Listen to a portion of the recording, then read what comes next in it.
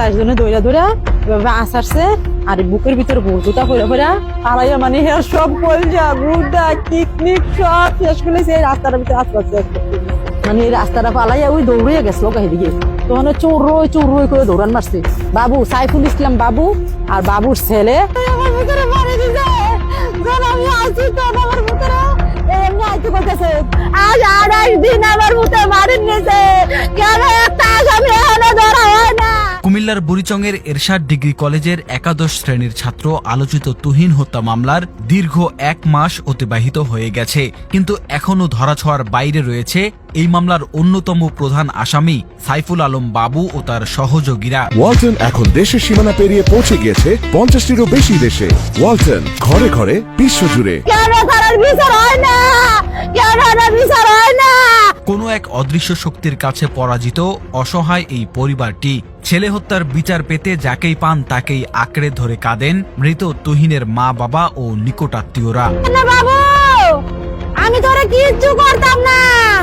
নিহত কলেজ ছাত্র তুহিনের মা ফেরদৌসী আক্তার স্থানীয় গোবিন্দপুর এলাকার প্রভাবশালী সাইফুল আলম বাবুকে প্রধান আসামি ও সাইফুল আলমের ছেলে নাফিজ, সহযোগী জহির আলিম সহ ৩-৪ জন অজ্ঞাতনামা ব্যক্তির নাম উল্লেখ করে বুড়িচং থানায় একটি মামলা দায়ের করেন। মামলার এজাহার ও স্থানীয় সূত্রে জানা যায়, ঘটনার দিন অর্থাৎ বিগত ২৮ অক্টোবর সোমবার নিহত তুহিন এশার নামাজ আদায়ের উদ্দেশ্যে বাড়ি থেকে বের হন, কিন্তু আগ থেকে উৎপেতে থাকা সাইফুল আলম বাবুর লালিত সন্ত্রাসীরা কয়েকজনের মাঝ থেকে তুহিনকে একটি কালো রঙের প্রাইভেট কারে উঠিয়ে পাশের গ্রাম গোবিন্দপুরস্থ সাইফুল আলম বাবুর খামার বাড়ির ভিতরে নিয়ে পিটিয়ে মারাত্মক আহত করে। মনে ২-২৫০ লোক ছিল, এই দোকান ছিল, এই দোকানে ভর্তি লোক ছিল। আমার পোলার এদিক দিয়ে গাড়ি দিয়ে নিচে নেওয়ার পরে এদিকে মারামারির পর পোলা সুইটটা আবার এই রাস্তাটাইয়া এই রাস্তার ভিতরে লোকের জড়াইয়া ধরছে যে বাবা আমারে বাঁচাও। এ সময় তার কাছে থাকা মোবাইল ফোনটি ছিনিয়ে নিয়ে তুহিনের চাচির কাছে ফোন দিয়ে তুহিনের বাবা মাকে সাইফুলের খামার বাড়িতে ডেকে আনা হয়। ছেলের মুমূর্ষ অবস্থা দেখে তুহিনের মা বাবা সন্ত্রাসীদের কাছে ছেলের প্রাণ ভিক্ষা চান। মোবাইল দুটি সন্ত্রাসীদের জিম্মায় নিয়ে কাউকে কিছু না জানানোর শর্তে ও প্রাণনাশের হুমকি দিয়ে মাঝরাতে তাদেরকে ছেড়ে দেওয়া হয়। তোমার বাড়িতে একটা আছে, মোবাইল আছে, মোবাইলটা দিয়া তোমার ছেলের লইয়া দাও। তখন আমি আইছি ভাই আইয়া মোবাইলটা লইয়া গেছি দিয়া তুই দিয়ে আনছি আইয়া হাসপাতাল নিচ্ছি। একটা অঙ্গ বাহি রাখছে না, এই রাস্তার ভিতরে শুধু আশ্রাইছে, দোনো হাতে ধরছে, 2 পাও ধরছে, 2 জনে 2 হাতে ধরছে, 2 জনে দৌড়ে দৌড়ে এভাবে আশ্রাইতে আর এভাবে সরাইতে আশ্রাইতে। আরে আমার ভিতরে বালু করাইলে বালু, আমি হসপিটাল দেখি ভিতরে করাইলে বালু। এই জায়গায় লোক শুধু পলাই আমার দেখতেছে, আর শুধু ইশারা দেয়, আমি যেভাবে দেয় এভাবে লইয়ে যাইতাম কা এনে আমার মাইরা লাগবো।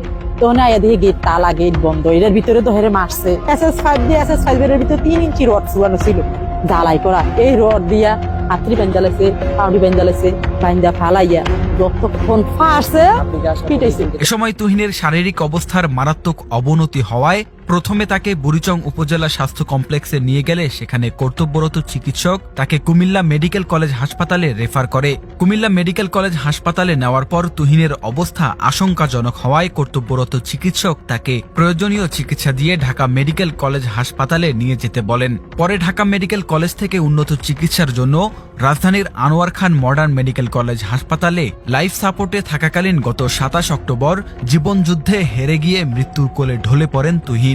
ফেস দ্য পিপলের কাছে নিহতের মা ফেরদৌসী আক্তার ঘটনার লোমহর্ষক বর্ণনা দিতে গিয়ে বারবার আবেগতাড়িত হয়ে কান্নায় ভেঙে পড়েন। নিহত তুহিনের মায়ের কান্নায় ভারী হয়ে ওঠে চারপাশের পরিবেশ।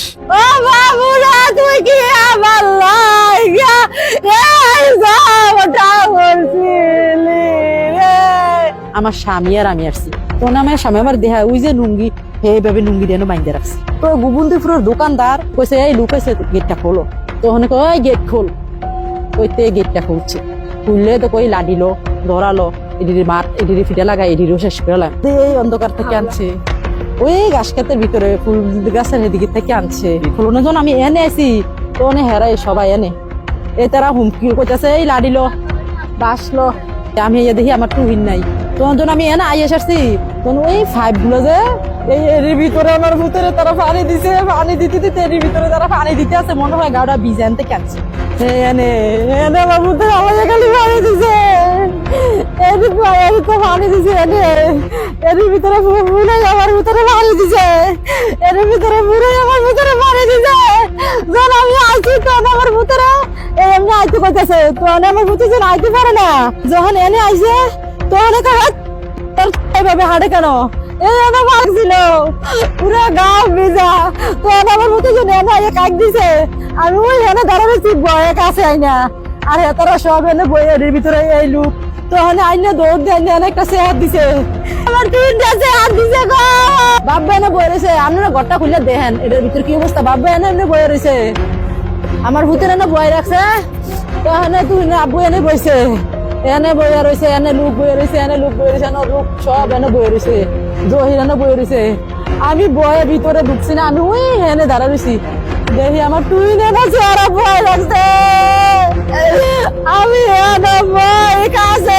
যাইতাম না এলাকাবাসী জানান তুহিন অত্যন্ত মেধাবী ও নম্র ভদ্র স্বভাবের ছেলে। তুহিন অত্যন্ত ভদ্র এবং মাধুর্য সহিত চলত এবং নামাজ কালাম পড়তো এবং মেধাবী একজন ছাত্র এসআর ডিগ্রি কলেজে।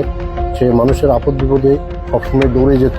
স্থানীয় প্রভাবশালী সাইফুল আলমের মেয়ে কিছুদিন আগে একজন ছেলের হাত ধরে পালিয়ে গিয়ে বিয়ে করে এবং ভিডিও বার্তায় বিষয়টি জানান দেয়। এতে সাইফুল আলমের নির্দেশে তার মেয়েকে পালিয়ে নিয়ে যাওয়ায় সাহায্য করার অভিযোগ এনে সন্দেহমূলকভাবে তুহিনকে সাইফুলের খামার বাড়িতে তুলে নিয়ে গিয়ে নির্যাতন করা হয়। বাবার চরিত্র যেরকম মেয়ের চরিত্র একই রকম। ওর মেয়ে তিনটা ছেলে নিয়ে চলে গেছে।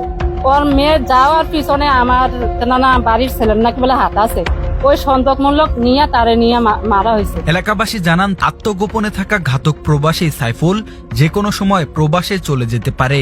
আমরা প্রশাসনের কাছ থেকে নিশ্চয়তা পেতে চাই যেন কোনোভাবেই হত্যাকারী ও তার সহযোগীরা দেশের বাইরে পালিয়ে যেতে না পারে। তুই যখন কুমিল্লা মেডিকেলে না ঢাকা আইসিইউতে আছে তখন আমরা মামলা করতাম যাওয়ানে মামলা নিতে চাইছে না পুলিশে। আমরা থানার গেছি, ইউনিও গেছি, জেলা প্রশাসকের গেছি, পুলিশ সুপারের কাছে গেছি, সবাই আমরা আশ্বাস দেয়, কিন্তু প্র্যাকটিক্যালি আমরা কিছু দেখতে পারতেছি। মূল আসামি যে সাইফুল ইসলাম বাবু, হ্যাঁ, ও খুব পয়সা ওরা লোক, প্রতি বছর থানাতে গরু দিত, এই কাশি দিত। বিভিন্ন লোকে তো কইতেছে বাবু বর্তমান যে পরিস্থিতি আছিল একশো ডাবল পাওয়ারফুল হইয়া হে এলাকা আবার ঘুরাই। এখন তো হুমকি দিতে আছে যে আমরা যে মামলা নিয়েছি মামলা উঠে নেওয়ার জন্য এবং পরবর্তীতে আইলে তুহিনের দামটা লাশ পাইছি, হ্যাঁ, আমরা মারলে লাশ উঠেও পাইব না। এদিকে গত 27 অক্টোবর কলেজ ছাত্র তুহিনের মৃত্যুর পর আত্মগোপনে চলে যান এলাকার ত্রাস স্থানীয় প্রভাবশালী সাইফুল আলম বাবু ও তার সহযোগীরা। তবে আত্মগোপনে থেকেও তিনি সরিয়ে নিচ্ছেন তার বিশাল খামার বাড়ির মুরগিসহ অন্যান্য ব্যবসায়িক সামগ্রী। এলাকার লোকজনের দাবি এসব সামগ্রী রক্ষণাবেক্ষণ ও সরিয়ে নিতে সহযোগিতা করছেন সাইফুল আলমের বোন পারভিন আক্তার। সাইফুল আলমের বোন জানায় এই হত্যাকাণ্ডের বিষয়ে তিনি কিছুই জানেন না। প্রশাসনের অনুমতিতে তিনি এই খামার বাড়িসহ ব্যবসায়িক প্রতিষ্ঠান ও সাইফুল আলমের সম্পদের দেখাশোনা করছেন। তার সঙ্গে যোগাযোগ নেই সাইফুল আলম সহ তার সহযোগীদের। এর নেপথ্যে প্রশ্ন ওঠে প্রশাসন কিভাবে অপরাধীদের জৌলুস টিকিয়ে রাখতে অনুমতি দেয় তারই বোনকে। আবার যোগাযোগ না থাকলে তিনি কিভাবে বা ব্যয় বিক্রি করছেন একজন খুনির ব্যবসায়িক মালামাল। তিনি আরো বলেন এলাকার অন্যান্য লোকজনের কাছে শুনেছেন তার ভাই সাইফুল আলম বাবু এই হত্যাকাণ্ডের সঙ্গে জড়িত।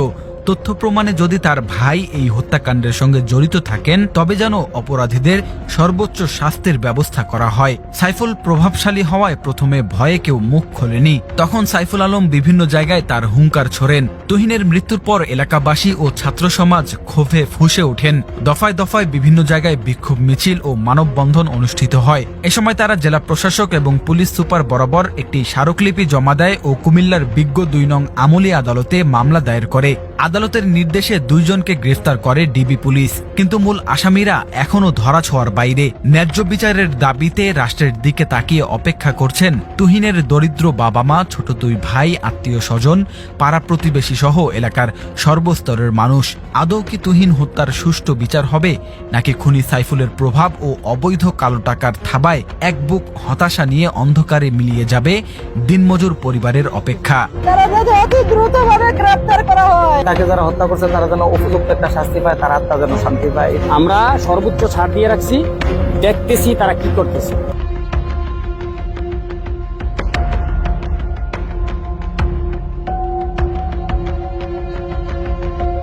ওয়ালটন এখন দেশের সীমানা পেরিয়ে পৌঁছে গিয়েছে 50টিরও বেশি দেশে। ওয়ালটন, ঘরে ঘরে বিশ্বজুড়ে।